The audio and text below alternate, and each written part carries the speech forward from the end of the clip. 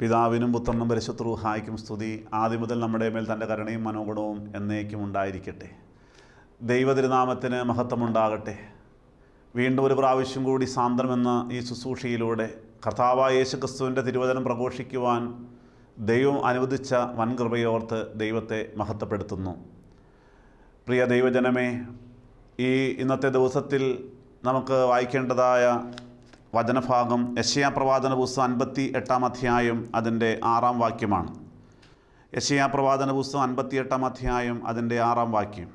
നുകത്തിൻ്റെ അമിക്കയറുകളെ അഴിക്കുക, പീഡിതരെ സ്വതന്ത്രരായി വിട്ടയക്കുക, എല്ലാ നുകത്തെയും തകർക്കുക, ഇതല്ലയോ എനിക്കിഷ്ടമുള്ള ഉപവാസം. ദൈവതിരുനാമത്തിന് മഹത്വമുണ്ടാകട്ടെ. ദൈവത്തിൻ്റെ വലിയ കൃപയാൽ പരിശുദ്ധ സഭ വലിയ നോമ്പിൻ്റെ കാലയളവിലൂടെ കടന്നു പോവുകയാണല്ലോ. വീണ്ടും ഒരു വലിയ നോമ്പിലേക്ക് പ്രവേശിക്കുവാൻ തക്കവണ്ണം ദൈവം നമുക്കെല്ലാവർക്കും തന്ന ആയുസ്സിനായി ആരോഗ്യത്തിനായി നമുക്ക് ദൈവത്തെ സ്തോത്രം ചെയ്യാം. പ്രിയ സഹോദരങ്ങൾ, അതുകൊണ്ട് തന്നെ നോമ്പിനെക്കുറിച്ച് ചിന്തിക്കുവാനായിട്ട് ഞാൻ ആഗ്രഹിക്കുകയാണ്. യെശയ്യാ പ്രവാചന പുസ്തകം 58-ാം അധ്യായത്തിൽ വളരെ വിശദമായിട്ട് നോമ്പ് എന്നാൽ എന്ത്, ഉപവാസം എന്നാൽ എന്ത് എന്ന് വളരെ വിശദമായിട്ട് പ്രതിപാദിച്ചിട്ടുണ്ട്. ഈ സമയത്ത് ഞാൻ ഒരു ചെറിയ കഥ ഓർക്കുകയാണ്. 2 വർഷങ്ങൾക്ക് മുമ്പ് ഒരു വലിയ നോമ്പിൻ്റെ കാലയളവിൽ ശാലോം ടൈംസിൽ വന്നതായ ഒരു എഡിറ്റോറിയൽ, ദൈവഭക്തനായ ചാക്കുണ്ണി എന്നായിരുന്നു ആ കഥയുടെ പേര്. അത് വളരെ മനോഹരമായൊരു കഥയാണ്. പഴയ കൊച്ചി രാജ്യത്ത് ഒരു കള്ളൻ ജീവിച്ചിരുന്നു. ചാക്കുണ്ണി എന്നായിരുന്നു ആ കള്ളൻ്റെ പേര്. കായംകുളം കൊച്ചുണ്ണിയെപ്പോലെ തന്നെ പേര് കേട്ടതായ ഒരു കള്ളൻ. ഈ കള്ളനെക്കുറിച്ച് പറയുമ്പോൾ ഇയാളുടെ തൊഴിൽ പിടിച്ചു പറയുകയാണ്. പക്ഷേ ഒരു കാര്യമുണ്ട്, ഇയാൾ പ്രാർത്ഥിക്കുന്ന കള്ളനായിരുന്നു, നോമ്പ് നോക്കുന്ന, ഉപവസിക്കുന്ന, അല്ലെങ്കിൽ ആരാധനയ്ക്ക് പോകുന്ന ഒരു കള്ളനായിരുന്നു. പക്ഷേ തൊഴിൽ പിടിച്ചു പറയുകയായിരുന്നു എന്നതാണ് സഹോദരങ്ങളെ. പക്ഷെ ഒരു കാര്യം കൂടിയുണ്ട്, ഈ മനുഷ്യൻ ആളുകളെ കൊള്ളയടിക്കാൻ പോകുമ്പോൾ ആരെയും മനഃപൂർവ്വമായി ഉപദ്രവിക്കുമായിരുന്നില്ല.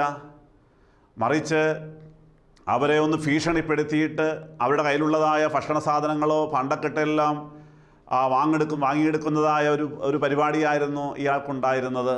എന്നും രാവിലെ പ്രാർത്ഥിച്ചിട്ടാണ് ഇയാൾ തൊഴിലിന് വേണ്ടി പുറപ്പെടുന്ന. ദൈവമേ, ഞാനിന്ന് എൻ്റെ തൊഴിലിന് വേണ്ടി പോവുകയാണ്, ആരെയും ഉപദ്രവിക്കാതെ എനിക്കിന്ന് എൻ്റെ തൊഴിൽ നടപ്പാക്കുവാൻ കൃപ ചെയ്യണമേ. തന്നെയുമല്ല, ഇന്ന് നല്ല നല്ല കാര്യങ്ങൾ ലഭിക്കണമേ എന്നെല്ലാം പ്രാർത്ഥിച്ചിട്ട് പോകാറുണ്ട്. എത്ര മനോഹരമായ പ്രാർത്ഥനയാണ് സഹോദരങ്ങൾ. അങ്ങനെ ഒരു ദിവസം ഈ കഥാനായകനായ ചാക്കുണ്ണി എന്ന കള്ളൻ രാവിലെ എഴുന്നേറ്റ് പ്രാർത്ഥിച്ചു. മനോഹരമായ പ്രാർത്ഥനയെല്ലാം നിർവഹിച്ചിട്ട് ഇയാൾ തൻ്റെ തൊഴിലിന് വേണ്ടി കടന്നുപോയി. അങ്ങനെ വിജനമായ ഒരു പാതയുടെ അരികിൽ ഒരു പൊന്തക്കാട്ടിൽ ഇയാൾ അങ്ങനെ രാവിലെ മുതൽ അവിടെ ഒളിച്ചിരിക്കുകയായിരുന്നു. ഇന്ന് വരുന്നയാളെ കൊള്ളയടിക്കണം. പക്ഷേ അന്ന് ഉച്ചവരെ ഇരുന്നിട്ടും ആരെയും കാണുവാൻ സാധിച്ചില്ല. അന്ന് ആ വഴിയിലൂടെ ആരും യാത്രക്കാരായി വന്നില്ല. ഉച്ചയായപ്പോൾ നല്ല ദാഹമുണ്ട്, നല്ല വിശപ്പുണ്ട്. ഇന്നത്തെ പോലെ ഭക്ഷണവും വെള്ളമെല്ലാം കൊണ്ടി നടക്കുന്ന ഒരു കാലഘട്ടമല്ലായിരുന്നുവല്ലോ. അന്നൊരു കാര്യം ചെയ്യാം, ഇന്ന് വീട്ടിൽ പോയേക്കാം, ഇന്നൊരു ഗുണമുള്ള ദിവസമല്ല, വീട്ടിൽ പോകാം, ഉള്ള കഞ്ഞിയെല്ലാം കുടിച്ച് വിശ്രമിക്കാം എന്ന് കരുതി ഈ ചാക്കുണ്ണി പോകുവാനായിട്ട് എഴുന്നേൽക്കുമ്പോഴുണ്ട്, അതാ ദൂരെ എന്ന് ഒരു മനുഷ്യൻ നടന്നു വരുന്ന കാണുവാനിടയായി. സന്തോഷമായി, ഒരാൾ വരുന്നുണ്ടല്ലോ, ഇന്ന് അയാളെ കൊള്ളയടിച്ചേക്കാം. ആ മനുഷ്യൻ കുറച്ചുകൂടി അടുത്ത് വന്നപ്പോൾ മനസ്സിലായി അയാളുടെ തോളിൽ വലിയൊരു ഫാണ്ടക്കെട്ടുണ്ട്. വലിയ സന്തോഷമായി ദൈവത്തെ സ്തുതിച്ച് കാണും. ഒരുപക്ഷെ പ്രൈസ് ദി ലോർഡ് എന്നോ ഹല്ലേലൂയായോ എന്നെല്ലാം പറഞ്ഞു കണ്ടേക്കാം. ദൈവജനമേ, ഇതാ സന്തോഷമായി ഇന്ന് അയാളുടെ തോളിൽ വലിയൊരു ഫാണ്ടക്കെട്ടുണ്ട്. അതിനകത്ത് കാര്യമായിട്ട് എന്തെങ്കിലും കാണും. ഇന്ന് അയാളെ കൊള്ളയടിക്കാം. ഇന്ന് ദൈവം എന്നോട് കരുണ കാണിച്ച ദൈവമാണ്, എൻ്റെ പ്രാർത്ഥന ദൈവം കേട്ടല്ലോ. സന്തോഷത്തോടെ ആ ചാക്കുണ്ണി വീണ്ടും അവിടെ പതിയിരിക്കുകയാണ്. ഇതാ പാവപ്പെട്ട വഴിയാത്രക്കാരൻ നടന്ന് ഈ പൊന്തക്കാടിനടുത്തെത്തിയപ്പോൾ ചാക്കുണ്ണി പെട്ടെന്ന് കഠാരിയുമായിട്ട് അയാളുടെ മുമ്പിലേക്ക് ചാടി വീണു. ആ പാവപ്പെട്ട മനുഷ്യൻ പേടിച്ചു. അയാൾ പെട്ടെന്ന് പ്രാണരക്ഷാർത്ഥം കയ്യിലുണ്ടായിരുന്ന ആ തോളിലുണ്ടായിരുന്ന ഫാണ്ടക്കെട്ട് വേഗം ചാക്കുണ്ണിയുടെ മുമ്പിലേക്ക് വലിച്ചെറിഞ്ഞിട്ട് അയാൾ പ്രാണരക്ഷാർത്ഥം ഓടി രക്ഷപ്പെട്ടു. വലിയ സന്തോഷമായി ചാക്കുണ്ണി, കാരണം ദൈവം ഇന്നെൻ്റെ പ്രാർത്ഥന കേട്ടുവല്ലോ. ആ യാത്രക്കാരനെ ഉപദ്രവിക്കാതെ ഇന്ന് അയാളെ കൊള്ളയടിക്കാൻ സാധിച്ചു. സന്തോഷമായി വളരെ വേഗത്തിൽ ആ ഫാണ്ടക്കെട്ട് എടുത്തുകൊണ്ട് ആ പൊന്തക്കാട്ടിലേക്ക് വീണ്ടും മാറിയിരുന്നിട്ട് അതിവേഗത്തിൽ അത് അഴിച്ചു നോക്കുകയാണ്. ഇന്ന് കാര്യമായിട്ട് അതിലെന്തെങ്കിലും കാണും. നല്ല വസ്ത്രങ്ങൾ കണ്ടേക്കാം, പണം കണ്ടേക്കാം, ഒരുപക്ഷെ പൊന്ന് കണ്ടേക്കാം, വളരെ ആഗ്രഹത്തോടു കൂടി ഇതെല്ലാം നോക്കി പക്ഷേ നിരാശപ്പെട്ടു പോയി. കാരണം ഏതാനും ചില പഴന്തുണികൾ മാത്രമേ അതിലുണ്ടായിരുന്നുള്ളൂ. സങ്കടമായി വീണ്ടും പരിശോധിച്ച് എന്തെങ്കിലും കണ്ടുവെക്കാം. അവസാനം കണ്ടെത്തി അതിൻ്റെ ഏറ്റവും അടിയിലായിട്ട് ഒരു ഭക്ഷണപ്പൊതി കാണുവാനിടയായി. വലിയ സന്തോഷമായി. നല്ല വിശപ്പുണ്ടല്ലോ, ദാഹമുണ്ട്. എന്നാൽ ഇത് ദൈവം ക്രമീകരിച്ചത് ആ മനുഷ്യൻ്റെ ഫാണ്ടക്കെട്ടിൽ നിന്ന് ഭക്ഷണം തരുവാനായിട്ടായിരിക്കാം. എന്തൊക്കെയാണെങ്കിലും ഈ കള്ളനായ ചാക്കുണ്ണി വളരെ വേഗത്തിൽ ആർത്തിയോടുകൂടി ആ പൊതിച്ചോറ് കയ്യിലേക്കെടുത്തപ്പോൾ തന്നെ വലിയ സന്തോഷമായ. കാരണം നല്ലൊരു സ്മെല്ല്, നല്ല മണം മൂക്കിലേക്ക് അടിച്ചു കയറി. പ്രിയപ്പെട്ടവരെ, മറ്റൊന്നുമായിരുന്നില്ല, നല്ല കോഴിയിറച്ചിയുടെ മണമായിരുന്നു. സന്തോഷം ഇരട്ടിയായല്ലോ. വളരെ വേഗത്തിൽ ആ ചോറ് പൊതി അഴിച്ചപ്പോൾ കണ്ടത് ചോറും ഇറച്ചിക്കറിയുമാണ്. വളരെ ആർത്തിയോടുകൂടി വലിയ വിശപ്പോടുകൂടി ചാക്കുണ്ണി വേഗം ചോറ് ആദ്യം എടുക്കാതെ ഇതാ ആ ഇറച്ചി കഷ്ണം എടുത്ത് വായിലേക്ക് വെക്കുവാൻ തുടങ്ങി. പെട്ടെന്നൊരു ഓർമ്മ വന്നു, അയ്യോ ഇന്ന് വെള്ളിയാഴ്ചയാണല്ലോ, വെള്ളിയാഴ്ചയാണ്, ഇന്ന് നോമ്പുള്ള ദിവസമാണ്. ഒരു കാരണവശാലും ഇറച്ചി കഴിക്കുവാനായിട്ട് പാടില്ല. കാരണം ചാക്കുണ്ണി ദൈവഭക്തനായിരുന്ന കള്ളനായിരുന്നു. പള്ളിയിൽ പോകുന്നവനാണ്, പ്രാർത്ഥിക്കുന്നവനാണ്, ആരാധിക്കുന്നവനായിരുന്നു, നോമ്പ് നോക്കുന്ന കള്ളവനാണ്. അതുകൊണ്ട് ചാക്കുണ്ണിക്ക് മനസ്സിലായി, ഒരു കാരണവശാലും എനിക്കിന്ന് ഇറച്ചിക്കറി കഴിക്കുവാൻ പാടില്ല. സഹോദരങ്ങളെ, ചാക്കുണ്ണി എന്ത് ചെയ്തു എന്നറിയാമോ? ആ ഇറച്ചിക്കറി എല്ലാം എടുത്ത് ദൂരേക്ക് മാറ്റിക്കളഞ്ഞിട്ട് പച്ചച്ചോറ് മാത്രം വാരിയുണ്ടു എന്നാണ് ആ കഥ അവസാനിക്കുന്നത്. പ്രിയ സഹോദരങ്ങളെ, ഇത് കേട്ടപ്പോൾ നിങ്ങൾ ചിന്തിക്കുക, അച്ഛൻ എന്താണ് പറഞ്ഞു വരുന്നത്? നോമ്പ് വേണ്ട എന്നാണോ? നോമ്പ് നോക്കുന്ന ആളെ കളിയാക്കുകയാണോ അച്ഛൻ ചെയ്യുന്നത് എന്ന് ഒരുപക്ഷെ ചിന്തിച്ചേക്കാം. അല്ലല്ല, ഒരിക്കലുമല്ല. ദൈവതിരുനാമത്തിന് മഹത്വം ഉണ്ടാകട്ടെ. പ്രിയ സഹോദരങ്ങളെ, പരിശുദ്ധ യാക്കോബായ സുറിയാനി സഭയുടെ പിതാക്കന്മാർ നമ്മെ എന്താണ് പഠിപ്പിക്കുന്നത്? ഇതാ വലിയ നോമ്പിൻ്റെ നാളുകളിലൂടെ ഞാനും നിങ്ങളും കടന്നു പോകുമ്പോൾ വലിയ നോമ്പിലെ സന്ധ്യാപ്രാർത്ഥനയുടെ ബോബൂസോ നാം ഇങ്ങനെയാണ് പ്രാർത്ഥിക്കുവാൻ നമ്മുടെ പിതാക്കന്മാർ നമ്മെ പഠിപ്പിച്ചത്. ദൈവതിരുനാമത്തിന് മഹത്വം. ആത്മാവും ശരീരവും ഒരുമിച്ച് നോമ്പ് നോക്കേണ്ടിയിരിക്കുന്നതിനാൽ ശരീരം ഭക്ഷണത്തെ വെടിയുമ്പോൾ ആത്മാവ് തിന്മകളെയും വെടിയേണ്ടതാകുന്നു. ദുർവിചാരങ്ങളെ വെടിയാതെ ഭക്ഷണത്തെ മാത്രം വെടിഞ്ഞിട്ടുള്ള നോമ്പ് വ്യർത്ഥമായിട്ടുള്ളതാകുന്നു. കർത്താവേ, ആത്മാവിലും ശരീരത്തിലും ശരിയായിട്ട് നോമ്പ് നോൽപ്പാൻ നിൻ്റെ കൃപ ഞങ്ങൾക്ക് സഹായകരമായിരിക്കണമേ. ദൈവനാമത്തിന് മഹത്വമുണ്ടാകട്ടെ.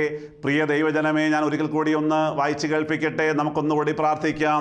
ആത്മാവും ശരീരവും ഒരുമിച്ച് നോമ്പ് നോക്കേണ്ടിയിരിക്കുന്നതിനാൽ ശരീരം ഭക്ഷണത്തെ വെടിയുമ്പോൾ ആത്മാവ് തിന്മകളെയും വെടിയേണ്ടതാകുന്നു. ദുർവിചാരങ്ങളെ വെടിയാതെ ഭക്ഷണത്തെ മാത്രം വെടിഞ്ഞിട്ടുള്ള നോമ്പ് വ്യർത്ഥമായിട്ടുള്ളതാകുന്നു. കർത്താവേ, ആത്മാവിലും ശരീരത്തിലും ശരിയായിട്ട് നോമ്പ് നോൽപ്പാൻ നിൻ്റെ കൃപ ഞങ്ങൾക്ക് സഹായമായിരിക്കണമേ. ദൈവതിരുനാമത്തിന് മഹത്വമുണ്ടാകട്ടെ. നമ്മുടെ പൂർവികരായിരുന്ന പിതാക്കന്മാരെ ഓർത്ത് നമുക്ക് ദൈവത്തെ സ്തോത്രം ചെയ്യാം. സഹോദരങ്ങളെ, കാരണം നമ്മുടെ പിതാക്കന്മാരെല്ലാം ഈ പ്രാർത്ഥനയെല്ലാം ക്രമീകരിച്ചത് നമ്മുടെ യാമപ്രാർത്ഥന, സഭയുടെ യാമപ്രാർത്ഥനകളും അതുപോലെ തന്നെ ഈ നോമ്പിൻ്റെയും എല്ലാം പ്രാർത്ഥനകളെല്ലാം ക്രമീകരിച്ചിരിക്കുന്നത് പരിശുദ്ധാത്മ നിറവിലായിരുന്നു. വിശുദ്ധ ബൈബിളിൻ്റെ ബൈബിളിൻ്റെ അടിസ്ഥാനത്തിൽ ഇതെല്ലാം ക്രമീകരിച്ചിരിക്കുമ്പോൾ നാം മനസ്സിലാക്കണം, എൻ്റെ നോമ്പ് ഇപ്പോഴെങ്ങനെയാണ്? ആ ദൈവഭക്തനായിരുന്ന ചാക്കുണ്ണി എന്ന കള്ളൻ്റെ അനുഭവമാണോ എനിക്ക് നിങ്ങളും ഞാനും പരിശോധിക്കേണ്ടത് അനിവാര്യമല്ലേ? സഹോദരങ്ങളെ, ചാക്കുണ്ണി നോമ്പ് നോൽക്കുന്നവനായിരുന്നു. അവൻ വാസ്തവത്തിൽ ഉപവസിക്കുന്നവനായിരുന്നു, പ്രാർത്ഥിക്കുന്നവനായിരുന്നു, പള്ളിയിൽ പോകുന്നവനായിരുന്നു. പക്ഷേ അവൻ്റെ തൊഴിൽ പിടിച്ചു പറയായിരുന്നല്ലോ. പ്രിയപ്പെട്ടവരെ, അവൻ്റെ ആ പ്രാർത്ഥനയിൽ ദൈവം പ്രസാദിക്കുമായിരുന്നു? ഒരിക്കലുമില്ലല്ലോ. അതുകൊണ്ട് ഇന്ന് ഈ വലിയ നോമ്പിൽ 2018 വലിയ നോമ്പിലേക്ക് ഞാനും നിങ്ങളും പ്രവേശിക്കുവാനായിട്ട് നമ്മുടെ ദൈവം നമ്മോട് കരുണ കാണിച്ചപ്പോൾ ദൈവജനമേ, ഒന്ന് ചിന്തിക്കണ്ടേ? ഈ വലിയ നോമ്പെങ്കിലും, എൻ്റെ ഈ വർഷത്തെ നോമ്പെങ്കിലും എൻ്റെ ദൈവം പ്രസാദിക്കുന്ന ഒരു അനുഭവത്തിലേക്കൊന്ന് മാറ്റിയെടുത്തേ മതിയാകൂ. നാം ആദ്യം വായിച്ച വേദഭാഗത്തിലേക്ക് മടങ്ങി വരട്ടെ. യെശയ്യാ പ്രവാചന പുസ്തകം 58-ാം അധ്യായം 6-ാം വാക്യമാണ് വായിച്ചത്. പ്രിയപ്പെട്ടവർ, തൊട്ട് മുൻപായി 3-ാം വാക്യം ഇങ്ങനെയാണ് പറയുന്നത്: ഞങ്ങൾ നോമ്പ് നോക്കുന്നത് നീ നോക്കാതിരിക്കുന്നത് എന്ത്? ഞങ്ങൾ ആത്മതപനം ചെയ്യുന്നത് നീ അറിയാതിരിക്കുന്നത് എന്ത്? പ്രിയപ്പെട്ടവരെ, അവിടെ ദൈവത്തോട് ചോദിക്കുകയാണ്, ഞങ്ങൾ നോമ്പ് നോക്കുന്നത് നീ നോക്കാതിരിക്കുന്നത് എന്ത്? ഞങ്ങൾ ആത്മതപനം ചെയ്യുന്നത് നീ അറിയാതിരിക്കുന്നത് എന്ത് എന്ന്. പ്രിയപ്പെട്ടവരെ, പലപ്പോഴും നമ്മൾ ചോദിക്കാറുണ്ട്, ഞാൻ 50 ദിവസം നോമ്പ് നോക്കിയില്ലേ കർത്താവേ, ഞാൻ എൻ്റെ ഭക്ഷണത്തെ വെടിഞ്ഞതല്ലേ, ഞാൻ പ്രാർത്ഥിച്ചതല്ലേ, 40 കുമ്പിട്ടതല്ലേ, ഞാൻ എല്ലാം തികച്ചതല്ലേ, എന്നിട്ടും എന്തേ എൻ്റെ നോമ്പിൽ നീ പ്രസാദിക്കാതിരിക്കുന്നത് എന്ത്? നാം ഒരുപക്ഷെ ദൈവത്തോട് ചോദിച്ചു കാണും. പ്രിയപ്പെട്ടവരെ, ദൈവം തമ്പുരാൻ പറയുന്നു, നീ നോമ്പ് നോക്കുമ്പോൾ എങ്ങനെ നോക്കണം? നമ്മുടെ പിതാക്കന്മാർ പഠിപ്പിച്ചത് അത് തന്നെയല്ലേ? ഭക്ഷണം വെടിയണം, ഒപ്പം തന്നെ നാം ദുർവിചാരങ്ങളെ മാറ്റേണ്ടിയിരിക്കുന്നു. നമ്മുടെ ജീവിതത്തിലുള്ളതായ അരുതാത്ത കാര്യങ്ങൾ എന്തെല്ലാമാണോ അതിനോടെല്ലാം വിട പറയേണ്ടിയിരിക്കുന്നു. ദൈവതിരുനാമത്തിന് മഹത്വമുണ്ടാകട്ടെ.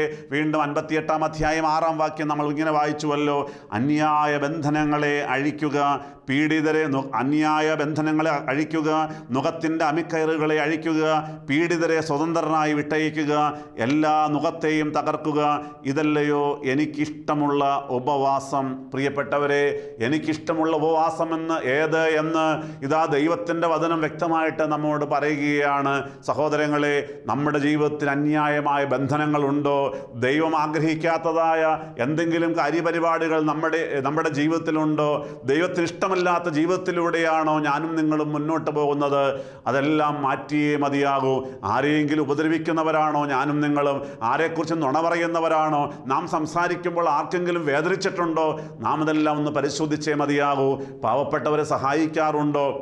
പ്രിയപ്പെട്ടവരെ, ഇതെല്ലാം നാം പരിശോധിക്കണം. ഈ നോമ്പിൻ്റെ കാലയളവിലൂടെ ഞാനും നിങ്ങൾ മുന്നോട്ട് പോകുമ്പോൾ ഇതെല്ലാം പരിശോധിച്ചുകൊണ്ട് നമ്മുടെ ജീവിതത്തിലെ തെറ്റുകളെല്ലാം ഓരോന്നോരോന്നായി പിഴുതെറിഞ്ഞിട്ട് പ്രാർത്ഥിക്കുമ്പോഴാണ് നമ്മുടെ പ്രാർത്ഥനയ്ക്ക് നമ്മുടെ ദൈവം തമ്പുരാൻ മറുപടി നൽകുന്നത്.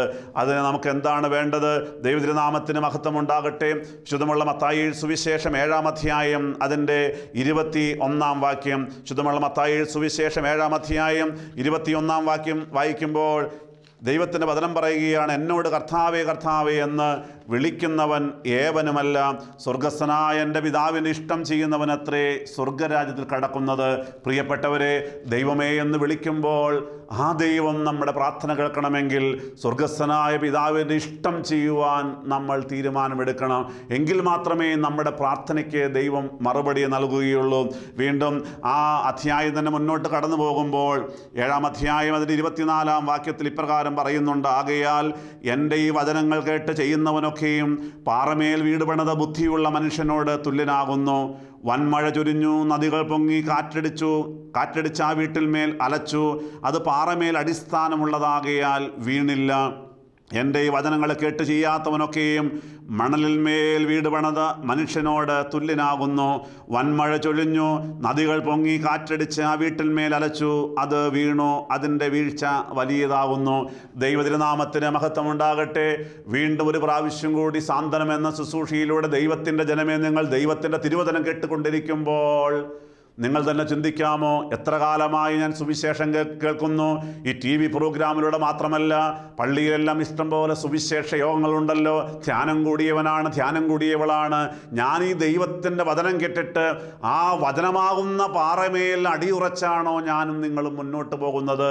പ്രിയപ്പെട്ടവരെ, ആ വചനം കേട്ടിട്ട് ആ വചനത്തിൽ അടിയുറച്ച് നിന്നുകൊണ്ട് വചനം അനുസരിച്ച് മുന്നോട്ട് പോകുമ്പോഴാണ് നമ്മുടെ ജീവിതം അനുഗ്രഹകരമായി മാറുന്നത്. ആ വചനം പറയുകയാണ്, ആകയാൽ എൻ്റെ ഈ വചനങ്ങൾ കേട്ട് ചെയ്യുന്നവനൊക്കെയും പാറമേൽ വീട് പണിത ബുദ്ധിയുള്ള മനുഷ്യനോട് തുല്യനാകുന്നു. പ്രിയപ്പെട്ടവരെ, ബുദ്ധിയുള്ള മനുഷ്യനായി നാം മാറിയോ? മാറിയില്ലെങ്കിൽ മാറണം കേട്ടോ. ഇതാ ആ വചനം പറയുകയാണ്, ബുദ്ധിയുള്ള മനുഷ്യനോട് തുല്യനാകുന്നു പോരാ, വൻമഴ ചൊരിഞ്ഞ് നദികൾ പൊങ്ങി കാറ്റടിച്ച് ആ വീട്ടിന്മേൽ അലച്ചു, അത് പാറമേൽ അടിസ്ഥാനമുള്ളതാകിയാൽ വീണ് പോയില്ല. സഹോദരങ്ങളെ, ദൈവത്തിൻ്റെ വചനം കേട്ടുകൊണ്ട് ആ വചനം അനുസരിച്ചുകൊണ്ട് മുന്നോട്ട് പോയാൽ പാറമേൽ അടിസ്ഥാനമിട്ട് വീട് പണിതതായ ബുദ്ധിയുള്ള മനുഷ്യനെ പോലെ നാം ആയിത്തീരും. അതുകൊണ്ട് മറന്നു പോകല്ലേ, ഇന്നൊരു തീരുമാനമെടുക്കാമോ? വീണ്ടും വചനം വായിക്കുകയാണ്, എൻ്റെ ഈ വചനങ്ങളെ കേട്ട് ചെയ്യാത്തവനൊക്കെയും മണലിന്മേൽ വീട് പണിത മനുഷ്യനോട് തുല്യനാകുന്നു. ആ മണലിന്മേൽ വീട് പണിതൽ എന്താണ് അവസ്ഥ? വൻമഴ ചൊരിഞ്ഞു, നദികൾ പൊങ്ങി, കാറ്റടിച്ച് ആ വീട്ടിന്മേൽ അലച്ചു, അത് വീണു, അതിൻ്റെ വീഴ്ച വലിയതായിരുന്നുവെന്ന്. ദൈവതിരുനാമത്തിന് മഹത്വമുണ്ടാകട്ടെ. പ്രിയപ്പെട്ട സഹോദരങ്ങളെ, എത്രയോ വലിയ നോമ്പുകാലങ്ങൾ എൻ്റെയും നിങ്ങളുടെയും ജീവിതത്തിൽ കടന്നുപോയി. ഒന്ന് ചിന്തിക്കാമോ? എത്രയോ സുവിശേഷ യോഗങ്ങൾ കേട്ടതാണ്. പ്രിയപ്പെട്ടവരെ, എത്രയോ ഓശാന ഞായറാഴ്ചകളും എത്രയോ എത്രയോ പെസഹ വ്യാഴ്ചകളും ദുഃഖവെള്ളിയാഴ്ചകളും ഉയർപ്പ് ഞായറാഴ്ചകളുമെല്ലാം നമ്മുടെ ജീവിതത്തിൽ കടന്നുപോയി. വാസ്തവത്തിൽ നമ്മുടെ പിതാക്കന്മാർ പറഞ്ഞതുപോലെയാണോ നാം നോമ്പാചരിച്ചത്? നാം ആത്മതപനം ചെയ്തവരാണോ? നമ്മുടെ ജീവിതത്തിൽ ദൈവത്തിൻ്റെ വചനം കേട്ടിട്ട് അതിനോട് മറുതലിച്ച് മുന്നോട്ട് പോയവരാണോ? എങ്കിൽ മണലിന്മേൽ വീട് പണിത ആളുകളെ പോലെയല്ലേ നമ്മൾ, പ്രിയ സഹോദരങ്ങളെ. അതുകൊണ്ട് ഈ വർഷം, ഒരു വർഷം കൂടി ദൈവം തമ്പുരാൻ നമുക്ക് ആയുസ്സും ആരോഗ്യവും നീട്ടിത്തന്നിരിക്കുമ്പോൾ ഒരു വർഷം കൂടി വലിയ നോമ്പ് ആചരിക്കുവാൻ തക്കവണ്ണം നമ്മുടെ ദൈവം തമ്പുരാൻ കൃപ തന്നിരിക്കുമ്പോൾ, സഹോദര സഹോദരി, ഈ വർഷമെങ്കിലും തീരുമാനമെടുക്കാമോ? ഈ സുവിശേഷം കേട്ടിട്ട് ആ സുവിശേഷം അനുസരിച്ച് മുന്നോട്ട് പോയാൽ നമ്മുടെ ജീവിതത്തെ കർത്താവ് മാറ്റിമറിക്കും. നമ്മുടെ നോമ്പിന് മറുപടി ഉണ്ടാകും, നമ്മുടെ പ്രാർത്ഥനയ്ക്ക് മറുപടി ഉണ്ടാകും. വീണ്ടും ദൈവത്തിൻ്റെ വചനം വഹിക്കുമ്പോൾ പ്രിയപ്പെട്ടവരെ, ഈ സുവിശേഷം മാത്രം മതിയോ? പോരാ. ദൈവത്തിൻ്റെ വചനം പറയുകയാണ്, വിശുദ്ധ മത്തായിയുടെ സുവിശേഷം 16-ാം അധ്യായം അതിന് 18-ാം വാക്യം പറയുകയാണ്, നീ പത്രോസാകുന്നു, ഈ പാറമേൽ ഞാൻ എൻ്റെ സഭയെ പണിയും, പാതാള ഗോപുരങ്ങൾ അതിനെ ജയിക്കുകയില്ല എന്ന് ഞാൻ നിന്നോട് പറയുന്നു. സഹോദരങ്ങളെ, ഇതാ യേശുതമ്പുരാൻ ചോദിക്കും ശിഷ്യന്മാരോട്, ഞാൻ ആരാകുന്നു എന്ന് നിങ്ങൾ എന്നെക്കുറിച്ച് പറയുന്നത്? പത്രോസിക മറുപടി പറയുന്നുണ്ട്, നീ ജീവനുള്ള ദൈവത്തിൻ്റെ പുത്രനായ മശിഹ ആകുന്നുവെന്ന്. ഇത് കേട്ട് കഴിഞ്ഞപ്പോൾ ഇതാ കർത്താവ് തമ്പുരാനോട് പറയുന്നുണ്ട്, നീ ഭാഗ്യവാനാണ്. ഇതാ യേശു അവനോട്, ബറിയോന ശീമോനെ, നീ ഭാഗ്യവാൻ, ദൃഢരക്തങ്ങളല്ല സ്വർഗസ്ഥനായ എൻ്റെ പിതാവത്രേ നിനക്ക് ഇത് വെളിപ്പെടുത്തിയത്. വീണ്ടും കർത്താവ് തമ്പുരാൻ പത്രോസിഹായോട് പറയുകയാണ്, നീ പത്രോസാകുന്നു, ഈ പാറമേൽ ഞാൻ എൻ്റെ സഭയെ പണിയും, പാതാള ഗോപുരങ്ങൾ അതിനെ ജയിക്കുകയില്ല എന്ന് ഞാൻ നിന്നോട് പറയുന്നു. എൻ്റെ സഹോദരങ്ങളെ, സഭയാകുന്ന പാറമേൽ നാം അടിസ്ഥാനമിട്ടുകൊണ്ട് മുന്നോട്ട് പോകണം. വചനമാകുന്ന പാറയിൽ മാത്രമല്ല, സഭയാകുന്ന പരിശുദ്ധ സഭയാകുന്ന പാറമേൽ അടിസ്ഥാനമിട്ടുകൊണ്ട് ഞാനും നിങ്ങളും മുന്നോട്ട് പോകുമ്പോഴാണ് ദൈവം നമ്മെ അനുഗ്രഹിക്കുന്നത്. ഈ സഭയുടെ മക്കളാകുവാൻ തക്കവണ്ണം ദൈവം തമ്പുരാൻ നമുക്ക് കൃപ തന്നില്ലേ? നാം സഭയെ മറന്നു പോകല്ലേ, പിതാക്കന്മാരെ ദേഷിക്കല്ലേ. പ്രിയപ്പെട്ടവർ, ആരെയും കുറ്റം പറയുവാൻ നമുക്ക് അധികാരമില്ല.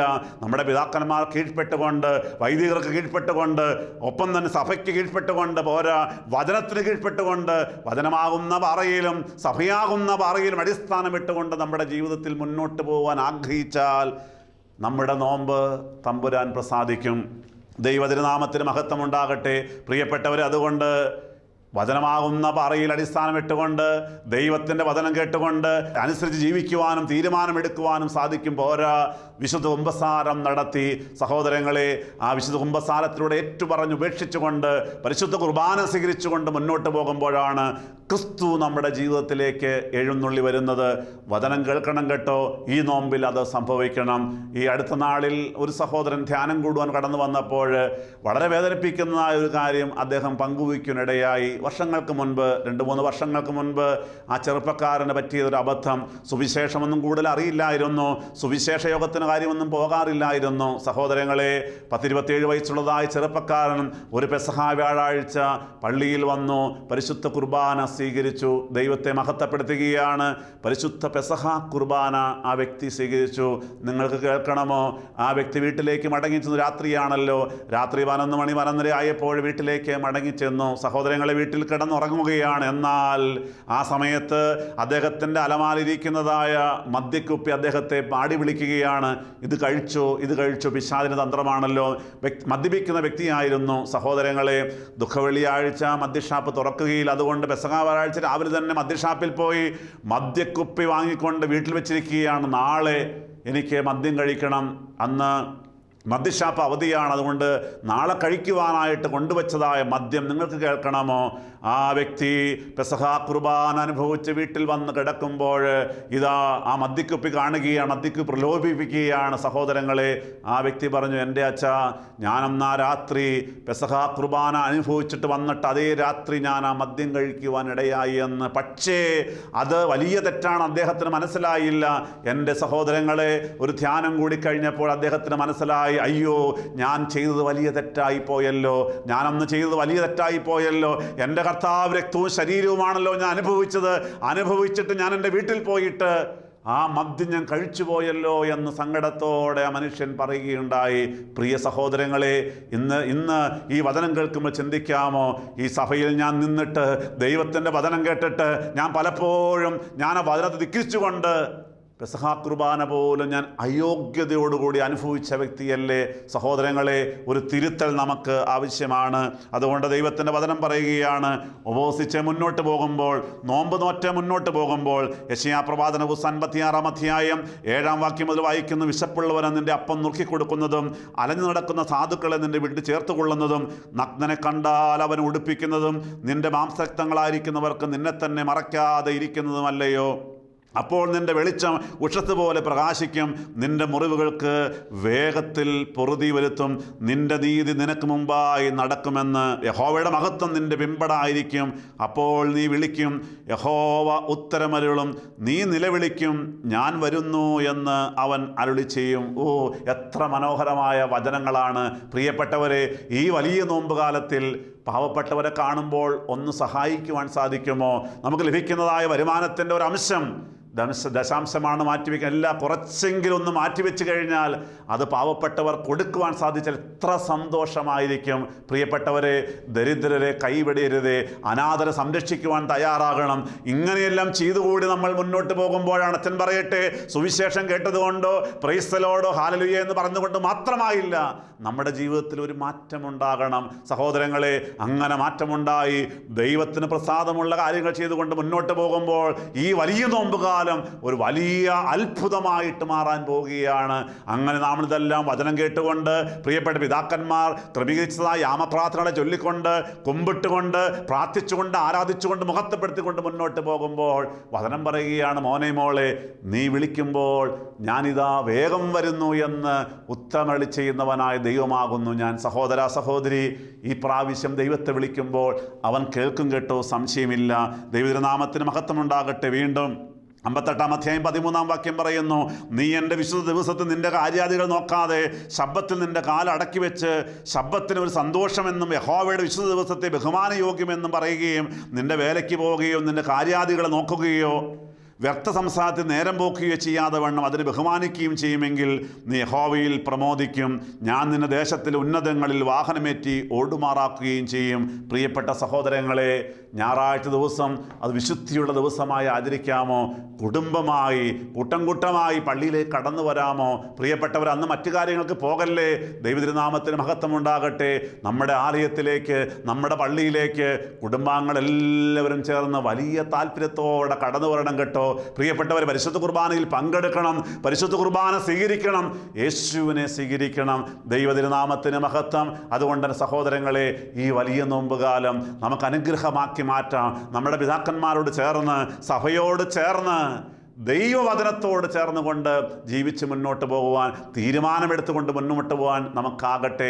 അപ്രകാരം തീരുമാനമെടുക്കുമ്പോൾ നിന്നെയും നിൻ്റെ കുടുംബത്തെയും ദൈവം അനുഗ്രഹിക്കാൻ പോവുകയാണ്. ഈ വലിയ നോമ്പുകാലം അനുഗ്രഹമാകാൻ പോവുകയാണ്. ആ ചാക്കുണ്ണി എന്ന കള്ളനെ പോലെയല്ല, പ്രിയപ്പെട്ട കപടഭക്തിക്കാര വ്യക്തിയെ പോലെയല്ല. ദൈവത്തിൻ്റെ വചനം പറയുന്നുണ്ട്, ശുദ്ധമുള്ള മത്തായി സുവിശേഷം 23-ാം അധ്യായം 23 വാക്യങ്ങളിൽ 33-ാം വാക്യത്തിലും പറയുന്നുണ്ട്, കപടഭക്തിക്കാരായ പരീശന്മാരും ശാസ്ത്രിമാരുമാരുമുള്ള നിങ്ങൾ ആ കഷ്ടമെന്ന് വ്യക്തമായി പറയുന്നു. സർപ്പസന്തതികളെ, പാമ്പുകളെ, സർപ്പസന്തതികളെ എന്ന് കപടഭക്തിക്കാരെ ശക്തമായി കർത്താവ് ശാസിക്കുന്നുണ്ട്. പ്രിയപ്പെട്ടവർ, അതുകൊണ്ട് കപടഭക്തിക്കാരായി മാറാതെ, അല്ല അങ്ങനെ ജീവിക്കാതെ യഥാർത്ഥ ഭക്തിയുള്ളവരായി നമുക്ക് ജീവിക്കാം. യേശുവിനെ നമുക്ക് സ്വീകരിക്കാം. നമ്മുടെ തെറ്റുകളോട് വിട പറയാം. നമുക്ക് തീരുമാനമെടുക്കാം. അന്യായ ബന്ധനങ്ങൾ അഴിക്കുവാനായിട്ട്, നുഖത്തിൻ്റെ അമിക്കയറുകൾ അഴിക്കുവാനായിട്ട്, പാവപ്പെട്ടവർ സഹായിക്കുവാനായിട്ട്, കരുണയുള്ളവരായി മാറുവാനായിട്ട് നമുക്ക് തീരുമാനമെടുക്കാം. നമുക്ക് നമ്മുടെ ജീവിതത്തിൽ തന്നെ കർത്താവിൻ്റെ കരങ്ങളിലേക്ക് കൊടുക്കാം. നമുക്കൊരു നിമിഷം ചേർന്ന് പ്രാർത്ഥിക്കാം. എല്ലാവരും ഒന്ന് കണ്ണുകളടയ്ക്കാമോ? ഒരു നിമിഷം നമുക്കൊന്ന് പ്രാർത്ഥിക്കാം. Hallelujah, hallelujah, hallelujah, hallelujah, hallelujah. കരുണയുള്ള ദൈവമേ, സ്വർഗസ്ഥ പിതാവേ, വീണ്ടും ഒരു വലിയ നോമ്പുകാലം കൂടി ഞങ്ങൾക്ക് തന്ന വൻകൃപയ്ക്കായി നന്ദി കർത്താവേ. ഈ വലിയ നോമ്പിൻ്റെ ദിനങ്ങളിൽ, നാളുകളിൽ യേശുവേ, നിൻ്റെ തിരുവചനം കേൾക്കുവാനായിട്ട് നീ ഒരു അവസരം കൂടി തന്നല്ലോ നാഥ. യേശുവേ, ഞങ്ങൾക്ക് മനസ്സിലായി ഞങ്ങളിൽ പലരും ആ ദൈവഭക്തനായ ചാക്കുണ്ണി എന്ന കള്ളനെ പോലെ മുന്നോട്ട് പോവുകയായിരുന്നുവല്ലോ. യേശുവേ, ഞങ്ങളുടെ ജീവിതം കാപട്യമുള്ള ജീവിതമായിരുന്നു. എന്നാൽ പിതാക്കന്മാർ പഠിപ്പിച്ചതുപോലെയുള്ള ജീവിതം ജീവിതമല്ലായിരുന്നുവല്ലോ, ദൈവവചനം പഠിപ്പിച്ചതുപോലെ ജീവിതമല്ലായിരുന്നുവല്ലോ. യേശുവെ, ഞങ്ങൾക്ക് മനസ്സിലായി. ഞങ്ങളുടെ തെറ്റുകളെ തിരുത്തുവാൻ ഞങ്ങൾ ആഗ്രഹിക്കുകയാണ്. യേശുവേ, നിന്റെ ജനവിധ കരയുകയാണല്ലോ, നിന്റെ ജനം തീരുമാനമെടുക്കുകയാണല്ലോ. യേശുവേ, നിന്റെ മക്കളുടെ സമർപ്പണത്തെ നീ അനുഗ്രഹിക്കണമേ. നീ കർത്താവേ അവരുടെ തീരുമാനങ്ങൾ നീ കേൾക്കുന്നുവല്ലോ. യേശുവേ, കരുണയായിരിക്കണമേ. കർത്താവേ, മക്കളെല്ലാം തീരുമാനമെടുക്കുമ്പോൾ കർത്താവേ, വലിയ നോമ്പുകാലം ഒരു പുതിയ അനുഭവത്തിൻ്റെ നാളുകളാക്കി മാറ്റണമേ. യഥാർത്ഥമായി അനുദപിക്കുവാനും നോമ്പ് നോക്കുവാനും പ്രാർത്ഥിക്കുവാനും കുമ്പിട്ട് നമസ്കരിക്കുവാനും പള്ളിയിൽ പോകുവാനും കർത്താവേ ഒരു വിശുദ്ധ കുമ്പസാരം നടത്തുവാനും കർത്താവേ ഈ മക്കൾ കൃപയാകണമേ എന്ന് പ്രാർത്ഥിക്കുന്നു. വിശുദ്ധ കുർബാന അനുഭവിക്കുവാൻ കൃപ കൊടുക്കണമേ. കർത്താവേ, ഈ മക്കളെ ഭവനങ്ങൾ അനുഗ്രഹിക്കണമേ, രോഗികളെ സൗഖ്യമാക്കണമേ, എല്ലാ നന്മകളാലും നിറയ്ക്കുമാറാകണമേ. സകലവും യേശു തമ്പുരാന്റെ പുണ്യനാമത്തിൽ ചോദിക്കും പിതാവാം ദൈവമേ, പ്രാർത്ഥന കേട്ട് ഉത്തരമളി ചെയ്യുമാറാകണമേ. ആമീൻ. ഹല്ലേലൂയ.